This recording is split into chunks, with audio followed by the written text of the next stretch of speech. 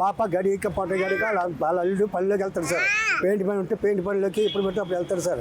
Night duty ఉంటే night పని ఉంటే నైట్ పనికి, పగల పని ఉంటే పగల పనికి వెళ్తాడు సార్ మా అల్లుడు. కాబట్టి ఆ రోజు వీడు మా పిల్ల వెనకాల ఎంటపడుతున్నాడు ఏంటంటే మనకెందుకు లేని మా పిల్ల వదిలేస్తుంది, అడగలేదు చేయలేదు సార్. అలాగే 4 రోజులు 5 రోజులు ఎంటపడదు సార్. ఎంటపడితే నాన్న ఖైదేశాన్ని నాన్న ఇలాగ ఎంటపడుతున్నాడంటే పాని వచ్చి చేసేవాం సార్. వార్నింగ్ ఇచ్చాం సార్ వాడికి, ఇలాగ ఎంటపడుతున్నాడు ఏంటని అడిగితే నీ పిల్లలు చేసి తెచ్చాను, నీ పిల్లలు చేసి తెచ్చానేమో అడుగు అని అన్నాడు సార్. అయితే తేడా ఏమంటే నాన్న పలకరించేది ఎంటపడుతున్నాడు అన్నారు. ఈ చుట్టుగా ఎంటపడితే కాపాడుతూ బాగోదు అబ్బాయి నీకని చెప్పేసి గవర్నమెంట్ ఇచ్చాను సార్. అయినా చేసినట్టు మా అల్లుడి పల్లెలో పోవడం చూసి ఆడు కనిపెట్టి ఆ 3 తీసుకుని 11:30కి ఆ పిల్లల మీద వెళ్ళిపోయి ఆ పిల్ల నైట్ అది సింపేసి పొరగడి పెట్టేసి ఆ ఇష్టం చేసి ప్యాంటు తీసుకునే లోపల నా కూతురు పారొచ్చేసింది సార్. ఏడ్చి నా తలుపులు కొట్టి నన్ను చంపేస్తాడు, నన్ను చంపేస్తాడు ఇంటి దగ్గర లేచి పట్టుకునే దగ్గరికి ఆడు మమ్మల్ని పొడిచి పారిపోయాడు సార్.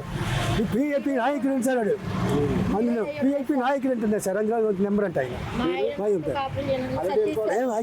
అది ఈ పిల్లని ఇప్పుడు ఆయన వేలుకోని అంటున్నాడు. నీ కాడికి ఏళ్ళు మాత్రం ఇంటికి ఉందా, ఆడి అర్ధరాత్రికి వచ్చి నీ తలుపు కొట్టాడు, నువ్వు ఎంత తలుపు తీసావని అడిగాడు సార్. అడిగి ఈ పిల్ల వచ్చి నాన్న ఇలా కంటున్నట్టారు, ఆడి వచ్చాడు ఇలా చేసాడంట, నువ్వు వెళ్ళి అడగడం మా చెట్టు నాకు తెలియదు, మీరేం చేసుకున్నా కదా మీ పిల్లలు మీరు తీసుకోమని అంటున్నాడు సార్.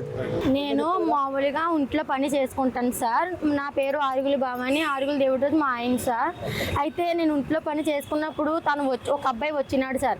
వస్తుంటే నా ఊసు తెత్తలేదు కదా, నేను తనను ఏమి అనకూడదని చెప్పి నేను పట్టించుకోలేదు సార్ ఏమీని. అయితే నేను మామూలుగా పడుకున్నాను సార్, 11:30కి పడుకున్నాను సార్. 11:30కి చిన్నపిల్లల్ని వేసి పడుకున్నాను. మా ఆయన ఏ పని ఉంటే ఆ పనికి వెళ్ళిపోతాడు సార్, ఇంటి దగ్గర అయితే ఉండడు. అయితే నేను 11:30 పడుకొని వాడు చూసాడు ఇటు మాకు తెలియదు సార్. సతీష్ సార్, రాగేష్ సతీష్ అబ్బాయి పేరు. అయితే నిమ్మకాయలు వీరు అబ్బాయిది. కానీ నేను పడుకొని చూసి తలుపు కొడితే మా ఆయన వచ్చాడు అనుకున్నాను నేను.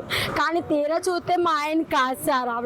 ఆడు వచ్చి నన్ను దోసేసి బలం పూర్తిగా బట్టలు ఇప్పేశాడు సార్. బట్టలు ఇప్పేసి రక్కలు పెడే సబ్బరం కొడేశాడు సార్. లంజా నీకు ఎందుకు ఇస్తాలో మాది లంజ కానా, ఇంట్లో పని చేసుకున్న లంజం నీకు ఎందుకు నేను చెప్పినట్టు వింటావా వినాలని బాధేడు సార్. అని ఎంత గిజాయించుకున్నా ఎట్టు అవ్వలేదు సార్ నాకు. అయితే నేను పరిగెట్టి వచ్చేసేదాన్ని, ఆయన వదిలేదు సార్. చిన్నపిల్లని వదిలేసి నేను గిజాయించుకొని వచ్చేసాను సార్.